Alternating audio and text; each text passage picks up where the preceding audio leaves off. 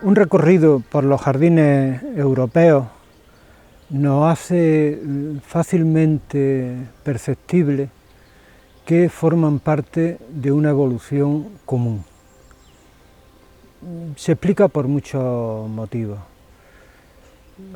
Las formaciones sociales que los han creado eran muy parecidas, han tenido una evolución paralela. Y aparte hay muchos factores que producen esa similitud, esa visión de cercanía, de comunidad.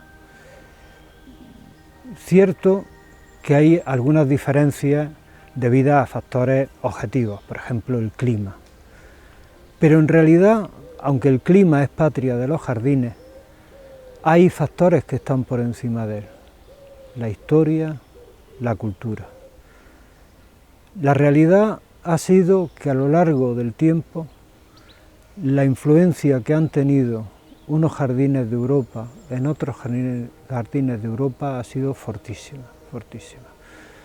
Los paisajistas han sido gente muy inquieta, muy atenta a las novedades, y rápidamente el descubrimiento de una forma nueva, de una tecnología nueva, de nuevas plantas, ha circulado de forma muy rápida en toda Europa.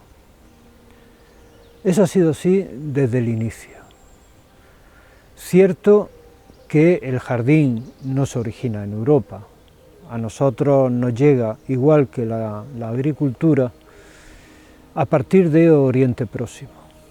En Mesopotamia, en Persia, en Egipto, donde se consolida ese uso de los espacios, de las plantas, para algo diferente a la producción, para producir el bienestar de la gente que vive en los sitios.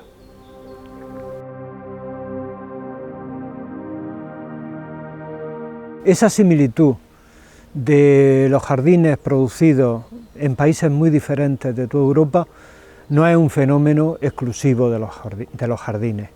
Se producen muchísimas artes, poesía, teatro, música, pintura, cine. Pero quizá hay un factor que hace mucho más fuerte esa sensación de similitud, de influencia, que es que el lenguaje del jardín, como pasa con la música, es universal. Se puede leer por todo el mundo de cualquier territorio. Su lenguaje son las plantas, el espacio, los ambientes, las fuentes, los adornos, y eso hace que perfectamente una invención francesa del siglo XVII pueda llevarse a un país del este de Europa pocos años después, permitiendo transmitir las mismas ideas, las mismas sensaciones, y siendo posible la lectura por personas de países muy lejanos. Cosa que se evidencia si vemos los relatos de los viajeros. Si nosotros vemos lo que escriben las personas que a lo largo del tiempo han recorrido Europa, vemos que la capacidad de entender los jardines de todo el territorio es muy fuerte. La verdad es que el jardín atraviesa las fronteras, incluso fronteras que nos parece difícil de atravesar. No me refiero a las idiomáticas, ni me refiero a las nacionales, sino también a las fronteras climáticas. El jardinero lucha con el clima. Un ejemplo muy claro: cuando hace 400 años se ponen de moda los cítricos en Europa, la realidad es que los cítricos solo funcionan bien plantados en tierra en puntos cálidos del sur del continente. Sin embargo, las grandes colecciones de cítricos que se hicieron al inicio de esta moda se hicieron en territorios donde era muy difícil cultivarlos en tierra: el norte de Italia, Florencia, en Bóboli o en la vila de Castelo había una colección de cítricos impresionante, había colecciones de cítricos en París, había colecciones de cítricos en Varsovia, en muchísimas ciudades europeas. ¿Qué hacía el jardinero? Las cultivaba en macetas, las tenía en el exterior y cuando llegaban los rigores del invierno trasladaban las macetas a edificios acristalados hechos ex professo para que pudieran pasar los rigores del frío. Esa lucha con el clima la podemos ver de muchísimas maneras. Es lo mismo que explica que en el siglo XIX en toda Europa se ponen de moda los grandes invernaderos para cultivar plantas tropicales.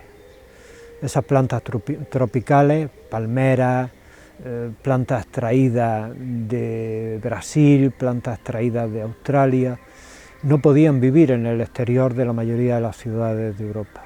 Y sin embargo, el arte de los jardineros había conseguido ese artificio de crear jardines de invierno donde enormes plantas tropicales podían ser disfrutadas y además enseñadas a la población. La realidad de la historia de los jardines europeos nos permite ver una serie de fases donde esa influencia es continua.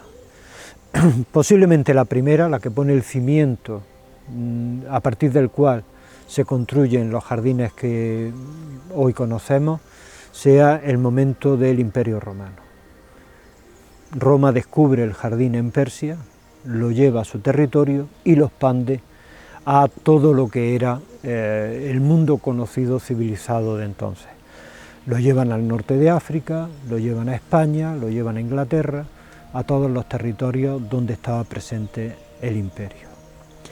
Ese fenómeno continúa en la Edad Media. En la Edad Media circulan ideas, circulan libros de jardinería que hacen que los modelos puedan ser perfectamente equiparables. Lo que conocemos del jardín medieval francés o del jardín medieval alemán, italiano, español, tiene poquísimas diferencias, incluso en aspectos que nos pueden resultar extraños, porque en Europa, en la Edad Media, había también otra cultura, la cultura islámica, que tenía sus modas, su forma de relacionarse con la naturaleza, pero si pasamos de lo superficial a lo profundo, vemos que muchos elementos medievales son comunes a la parte cristiana europea y a la parte islámica europea. Pienso, por ejemplo, en el prado florido. El prado con flores es el auténtico leitmotiv del jardín medieval y lo podemos encontrar en la Alhambra o lo podemos encontrar en los jardines de Carlomagno. Una realidad que está reflejada en cantidad de textos literarios, poemas, ilustraciones en miniatura de libros que representan los jóvenes oyendo música al lado de una fuente, sentados en el prado, adornados con pequeñas florecillas. Cuando llega el Renacimiento, también se produce ese intercambio de la cultura jardinera entre distintos países, cosa que a veces rastreamos en indicios finos. Por ejemplo, sabemos que en el Renacimiento se redescubre el jardín clásico romano a través de los textos, a través del esfuerzo indagador de los humanistas, la recuperación arqueológica de grandes casas de época imperial, la Domus Aurea con esas pinturas murales en las que había jardines. Sin embargo, además de ese modelo, esa referencia clásica romana, también hubo intercambio de jardineros moriscos, por ejemplo, que llegaban a Italia desde las cortes de Génova, Nápoles, que pertenecía a la corona de Aragón, o el mismo papado de los Borgias, que traía jardineros moriscos de Valencia. Lo mismo que se traían cítricos de Valencia, que eran muy afamados, cítricos y mirtos de Valencia. Seguramente el mismo mirto que se cultivaba en la Alhambra, el arrayán morisco. Pasada la frontera del Renacimiento, nos encontramos con que también las modas circulan muy rápidamente. Cuando en el Versalles de Luis XIV se consolida la forma de entender la relación con el paisaje que había desarrollado fundamentalmente Lenôtre, rápidamente ese modelo es imitado en todas las cortes europeas, desde Varsovia a Viena, pasando por Caserta al lado de Nápoles, o finalmente a la granja de San Ildefonso en España. El mismo fenómeno se produce en el momento en que se descubre la jardinería pública en las grandes ciudades europeas. Cuando se remodelan las ciudades de Londres o de París, incorporando la Plaza Verde, el gran parque urbano, el mismo fenómeno se expande a todas las ciudades europeas. En un proceso que vale la pena mirar atentamente para perder un poco el sentido de un solicismo europeo. Europa estaba abierta en los dos sentidos. En ese momento llegaban a Europa cantidad de plantas de las grandes expediciones científicas que se hacían por los jardines botánicos, que descubrían plantas ornamentales y plantas útiles fantásticas en territorios tan alejados como el sur de África o el extremo oriente, por no decir América, que ya se había incorporado a partir de la conquista a ese fenómeno de traer plantas nuevas.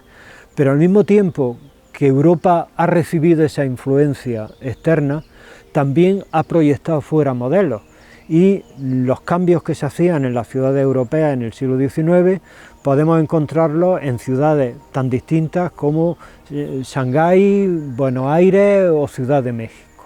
Es decir, que Europa, dentro de esa identidad continental, es una identidad abierta, que recibe y que proyecta.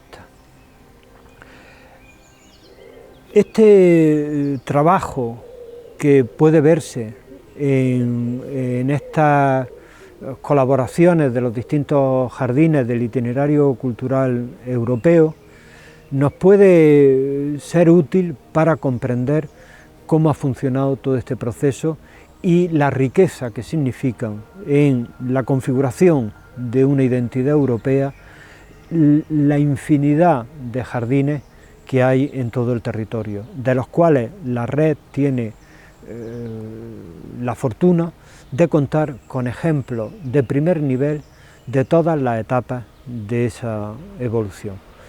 Desde aquí, como científico que colabora con el itinerario cultural europeo, le invito a viajar de forma virtual por estos jardines como prólogo, por favor, a la visita real a esos sitios.